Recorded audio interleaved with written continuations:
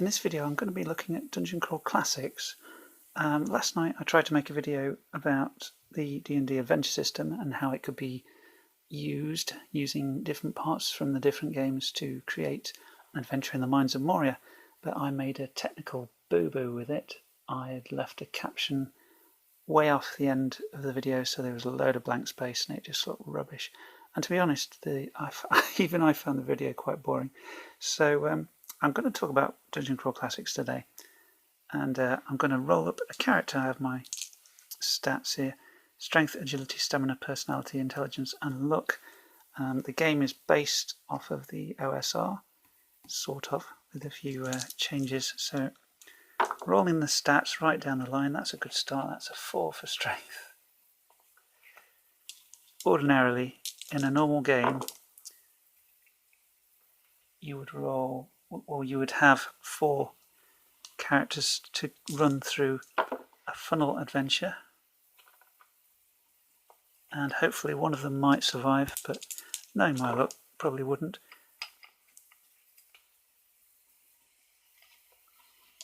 And intelligence 12, and luck 12. So that's how we start out. So the modifiers are looking pretty bad.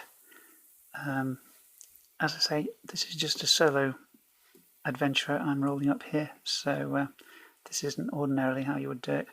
Now I roll for my Birth Augur and Lucky Roll, and that's a 4, which is Raised by Wolves, unarmed attack rolls.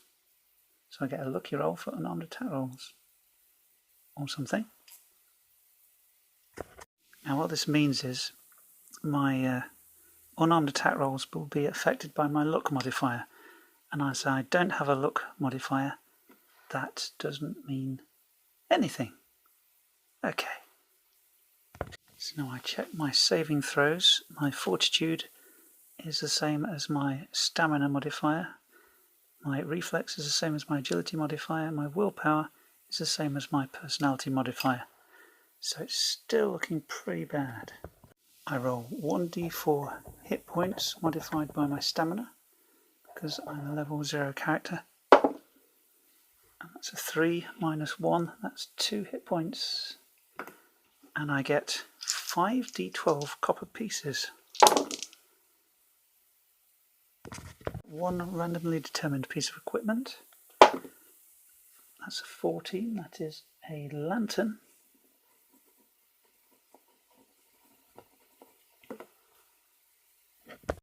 And now I roll a d100 to find out my occupation. I'm 47, which is a farmer. Okay. Which means I start with a pitchfork.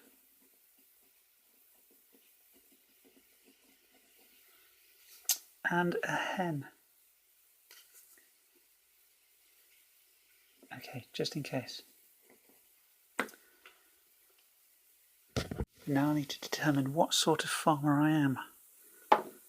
3 is I'm a turnip farmer.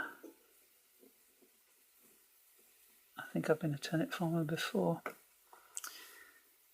Okay, now we're set. So this is Tom. He is a neutral turnip farmer. He is armed with a pitchfork, and he carries with him a hen and a lantern.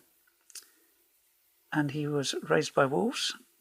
He has no real advantage to his attack roll for unarmed combat. He can speak common language, and he's not exactly fit for a life of adventure, but we'll see how he gets on.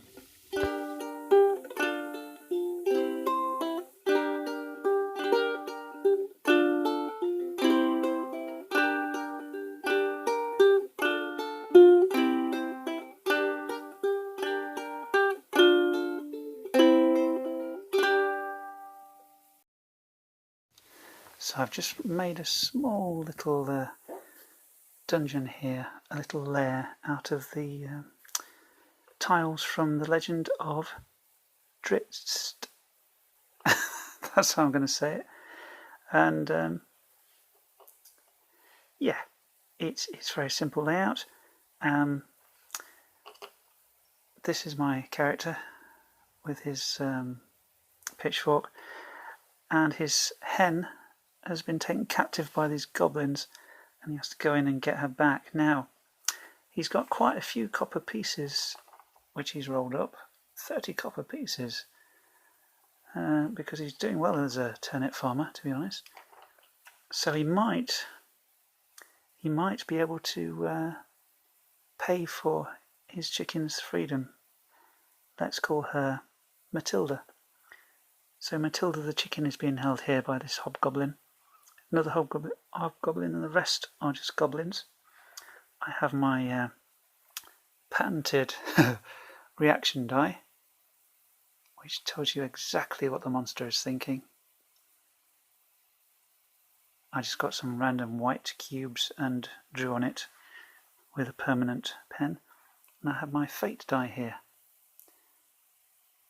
in case I need to ask anything important, like, am I likely to get killed in this adventure?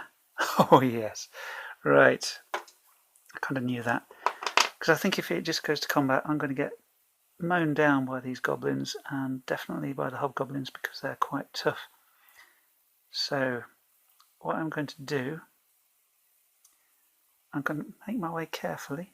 Tom, the turnip farmer, make his way carefully along here and have a look to see how many creatures are here.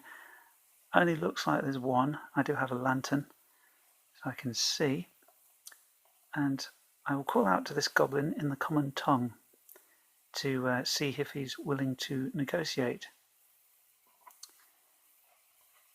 I'd like to talk about buying the freedom of Matilda the chicken. So, how is the goblin feeling about that? Very angry. Very angry indeed. I don't think he's willing to negotiate. So, I'm going to roll initiative. The goblins get a -1 to their initiative. So he gets 2. I don't get a modifier. So I have the highest initiative. And as I see he's getting aggressive, I'm going to have to go in and attack, I think. Try and dispatch this goblin as quickly as I can. So I'll rush in before he can loose off his arrow. Now I get no bonus to hit, so I have to roll a 10 or more, because his armor class is 10. And I roll a 15. What damage do I get? I get 1d8 damage because I've got my pitchfork. He has 3 hit points, so that's 6. I dispatch a goblin. I'm quite pleased with that. So we move on. So I cross the rickety bridge. Now I'm going to ask the fate die, is this goblin on sentry duty here paying attention? Is he likely to see me as I come around the corner? So I can just quickly peek round. Is he paying attention? Yes, but he is a bit distracted, so he probably won't leap to attack all of a sudden. So I might be able to try to negotiate with him and try not to give away the fact that I've just murdered his colleague. So I'm going to try my trick again, my trick of diplomacy, and see what his reaction is like. Oh dear. I'm not doing very well at making friends with these goblins. So he will probably attack me as well. This is turning out to be just a big old fight, isn't it? So he gets -1 to his initiative. 17. I'm going to struggle to beat that. Yeah, that's not good at all. So he gets to attack first. But will he leap to attack, or will he go and get his colleagues? So I will ask the question, is he just going to attack me? Yes. and he will attack with all due force. So he just charges right in with his dagger. Now, my armor class is 10, just like his. He gets a no modifier to hit, as far as I can see. So he's got to roll 10 or more to hit me. This could be a very short adventure. His dagger does 1d4 minus 1 damage. It's rather strange looking d4. So he rolls this minus 1. This could be over 2 damage. I am out of hit points. Okay. So yeah, I've been knocked out by this goblin, and Dungeon Crawl Classics is a famously brutal game. I'm not sure. I was asked the question if I'd used Dungeon Crawl Classics for solo play. The answer was no until now, and this is why not. It's very brutal, even more than a normal OSR. Your spells of the wizards can have all sorts of... You never really know exactly what they're going to do. You could just lose the spell, you could have an amazing effect, or it could go horribly wrong and zap you into another dimension, or turn your head inside out. Anything like that. There are also very brutal critical hit tables. So, slashes to head, removes foe's ear, inflict 1d6 damage with this strike and leave the enemy with a nasty scar. Chest skewered, spearing a variety of organs, inflict 2d6 damage with this strike, and the foe must make a fortitude save or die in 1d4 rounds. All sorts of colourful things like that. The reason that the book is so big, sorry I've gone out of focus, is because of all the spell charts. Each spell gets its own chart. It is very exhaustive, and the artwork is absolutely amazing, as I've shown you a few examples already. But it's not, I don't think, ideal for solo roleplay. There's just so much glee that the judge or games master takes in inflicting these terrible things on the players. And I think if you had a powered up character, you could survive a lot better, but it kind of defeats the object of this game. You start with a funnel adventure with, say, 4 characters. Each player has 4 characters, and you run them through this really brutal adventure, and hoping that one of them at least will survive, and you hope it'll be your favourite. That's the most potential. But so I say, using a powered up character to start solo role playing with this sort of defeats the object of the game, I think. So maybe not an ideal solo choice, but that's just my opinion.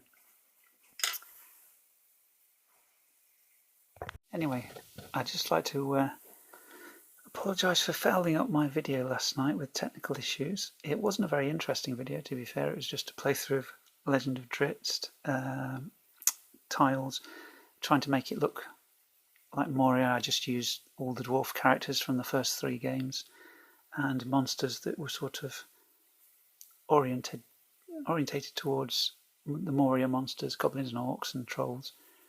And yes, I just made a technical muck-up at the end, but never mind. So I'd also like to say thank you very much for subscribing. To get over 100 subscribers is a huge surprise, so thanks very much. There's not been a lot of content recently because I've not had any ideas, so when I do get an idea I will create new stuff. And this has been my little video on Dungeon Crawl Classics, and a fun game. I sort of think of it as Paranoia in a fantasy setting, because it is so brutal and everybody gets killed all the time. But the artwork in this book is pretty amazing. You know, it's very old school and evocative, but yeah, fantastic piece of work, but perhaps not ideal for solo play. Anyway, thank you very much for watching.